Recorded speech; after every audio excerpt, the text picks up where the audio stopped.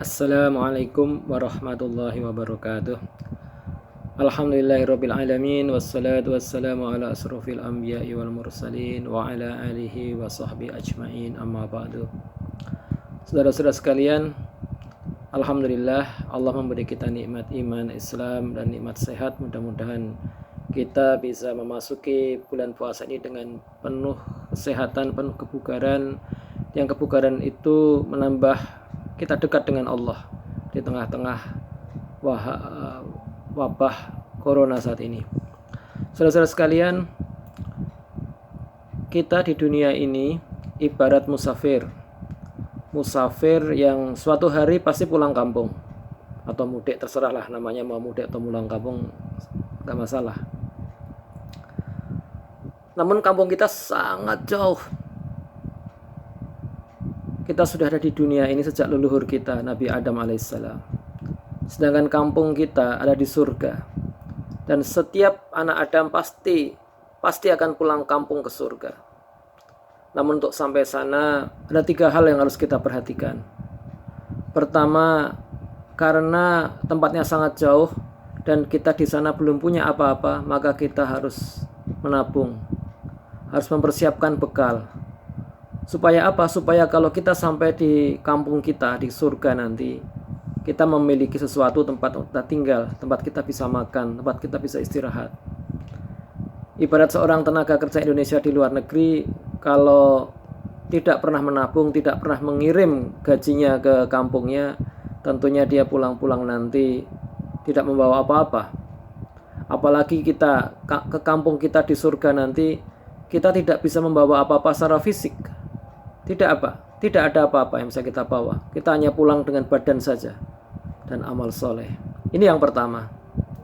Yang kedua, seorang TKI yang mau pulang kampung, maka di imigrasi dia akan di stop, dia akan ditanya paspornya ada tidak.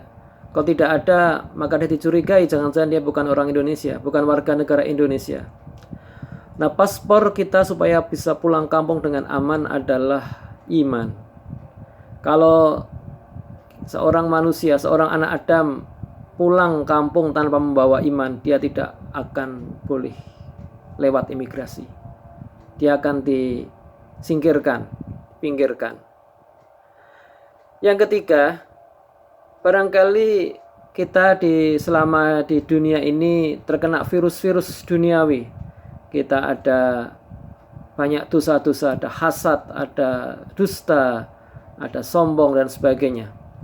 Kalau virus ini tidak kita singkirkan dan kita bawa hingga mati, kita tidak pernah minta maaf di dunia dan pada orang, atau pernah minta maaf dan orang yang pernah kita jahat itu tidak sempat memberi maaf, maka virus itu akan terbawa sampai ketika kita mau pulang kampung. Apa akibatnya? Di sana kita akan dikarantina. Dan apa itu karantina di sana? Yaitu adalah narul jahannam. Kita akan dimasukkan dalam jahannam sedemikian lama sampai diyakinkan virus-virus tidak ada lagi. Oleh sebab itu, jamaah rahimakumullah, di bulan Ramadan yang mulia ini, marilah kita bersihkan hati kita, kita mantapkan iman kita, dan kita tingkatkan kualitas amal soleh kita. Karena Allah berfirman, Ya ayyuhalladzina amanu kutiba alaikumussyam kama kutiba alal ladzina min qablikum la'allakum tattaqun.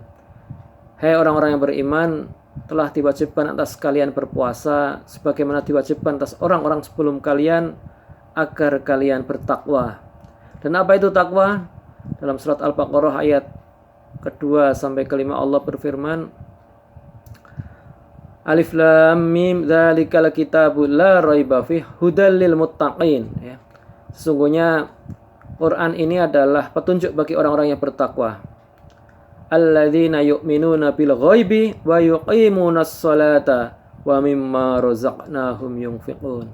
Siapa itu orang yang bertakwa? Siapa itu orang yang bertakwa yang akan dapat petunjuk dari Al-Quran?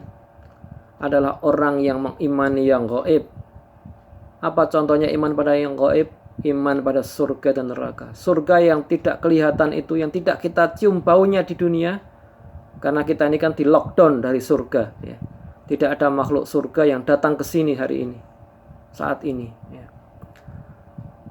Maka gambaran tentang surga itu ghaib, itu hanya bisa kita dapatkan dari informasi resmi dari Allah yang memiliki surga, yaitu dengan ayat-ayat di dalam Al-Quran.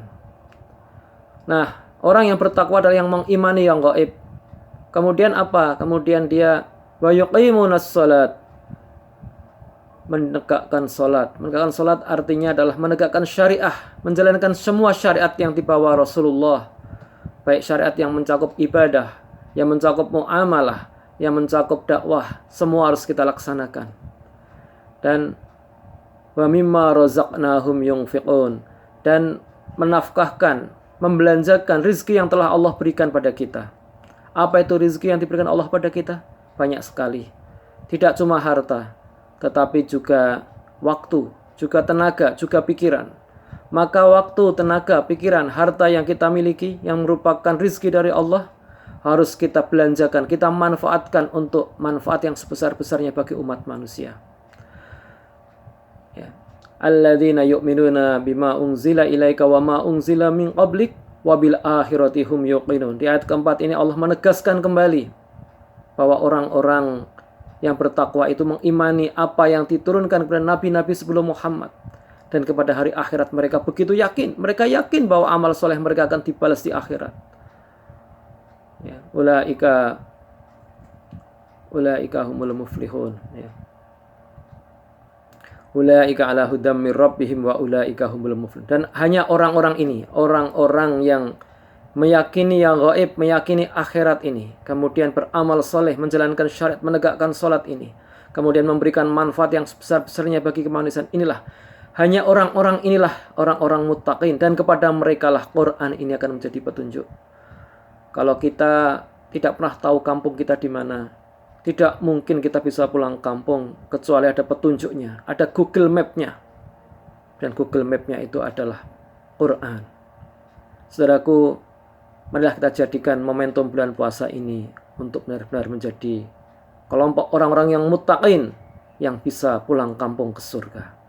Demikianlah, mohon maaf kalau ada yang kurang. Billahi taufiq wal hidayah. Assalamualaikum warahmatullahi wabarakatuh.